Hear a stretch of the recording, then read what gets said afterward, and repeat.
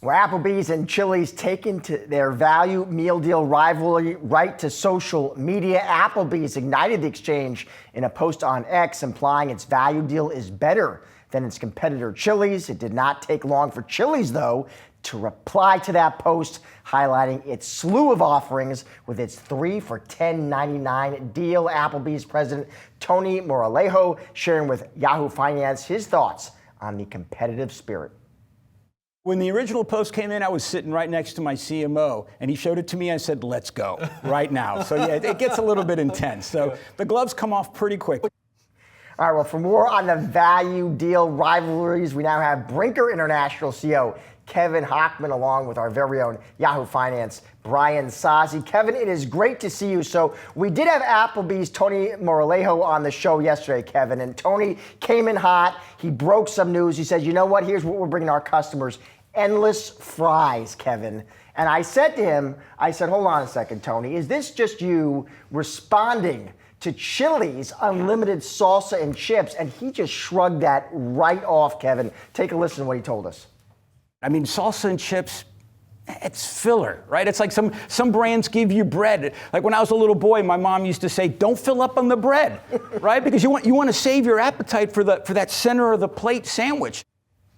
So, Kevin, I have to ask you, what do you make of that? I mean, he just comes right at you. He says, chips and salsa, unlimited. Who cares? It's just filler. What do you say? Well, we've been really winning in the industry. We posted a plus 14 comp last quarter. I appreciate what's going on here, but here's the reality of it. We're leading the industry on value. I think we've got folks that are trying to copy us. I think that's really good for the consumer because they're going to get better value, and it's very flattering to us. And so, anything that can bring, news to our unbeatable value of $10.99 in the marketplace is a good thing. I always tell our marketers, our consumers and our customers, they're not waiting for an ad from Chili's. So anything that gets us in the news that we have unbeatable value is a good thing for our business. Hey, Kevin, good to see you here. It's Brian. I asked Tony this yesterday, and he kind of, he sidestepped. Tony seemed like a nice guy, so it was the first time talking to him. Nonetheless, I said, why is Chili's crushing you guys? Why are they putting up a 14% same-store sales increase? And Applebee's same-store sales were down 6% in the most recent quarter. Your stock price has gone up through the roof. Their stock price has gone straight down. What are you doing that they're not doing? Why are you grabbing market share from them in a competitive environment, you think? Yeah, hi, Brian. We've been committed to the fundamentals for about 2.5 years now. So I always talk about it. We've been in the gym. We're pumping iron on things like better food, better service. We spent hundreds of millions of dollars both on labor inside the buildings as well as improving the facilities.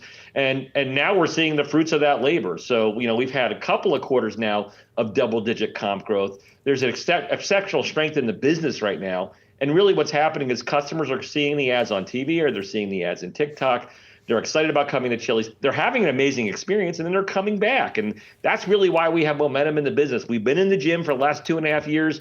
We're built now to win, and that's what's happening in the marketplace. Hey, as someone always in that gym, Kevin, I can appreciate y'all are pumping iron. One of the cool things of working Yahoo Finance, we have a very large, huge audience. And after that Applebee segment, we had a user post a tweet or an X post, whatever you want to call it to me, after that segment, calling out, this is what they said: it's rather shocking that Applebee's president thinks endless fries and soft drink refills are going to elevate their position to competitive with, much less exceed, out of Chili's.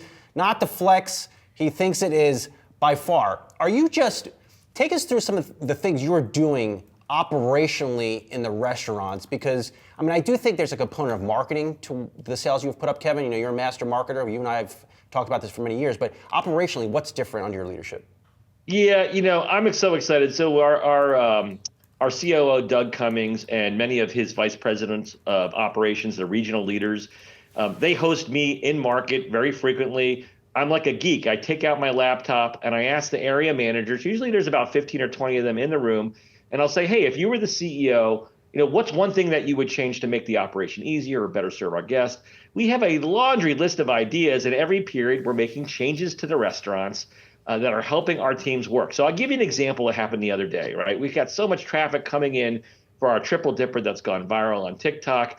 And it's difficult for the team members to keep up with all of the, Southwest egg rolls and mozzarella sticks that they got to make. And they're like, hey, could you change the technology so we have something called an all-day counter, which just tells us how many chicken crispers to make, how many mozzarella sticks to make, so I don't have to go through 17 tickets that come in on a busy Friday night to understand how many things I have to prepare. That would make my job a ton easier.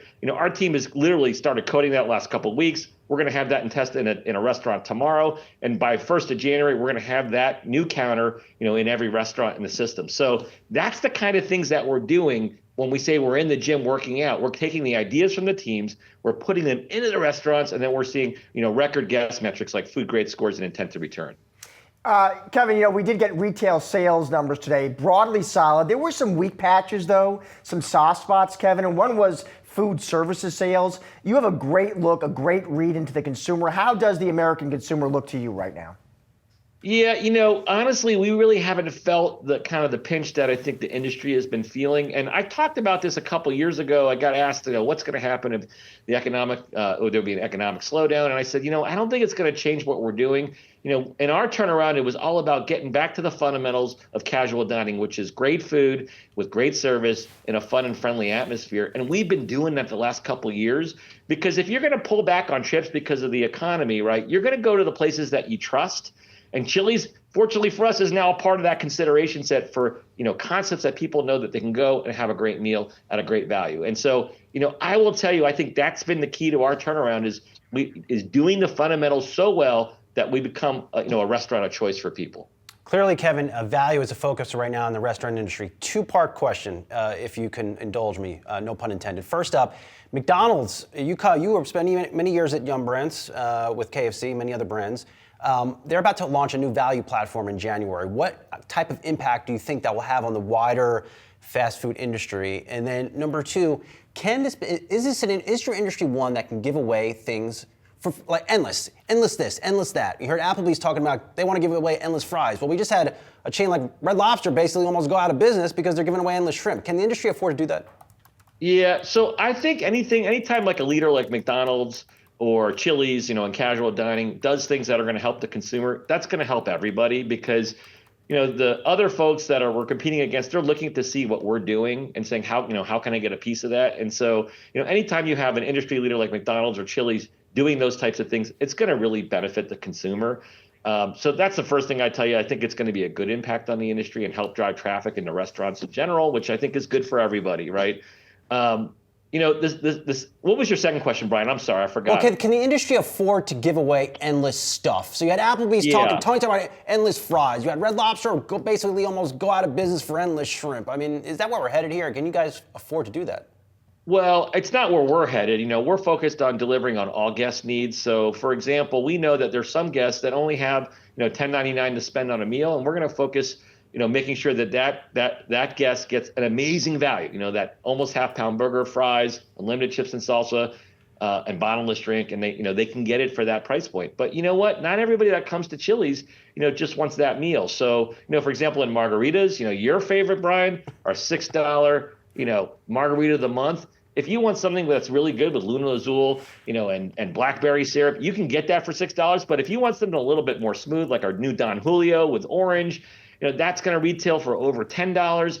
And the reality is, as long as we meet both of those guest needs, the P&L is going to be great. And that's what we've seen. We've seen not just top line growth, but our margins expand, and we're going to continue to do that as long as we meet all guest needs, not just one or the other. I don't want to speak for you, Josh, but I think we're like espresso martini guys now. We're like elder statesmen now. We're espresso martinis. We've up-leveled here. The margarita and fajitas sound amazing. Yeah, they do. I'm all They're in. sizzling, I'm all in. Kevin, thank you so much. Brian, I got to Go say ahead, one Kevin, thing sorry. before we go. We have an espresso martini that of course. one of our leaders, Jesse Johnson, created, and it comes with tequila. You got to try it. It's so much better than a vodka one. I'm in. I know Sozzi's in. Kevin, thank you so much for your time today. Appreciate it. Hey, thanks, guys. Great to see you.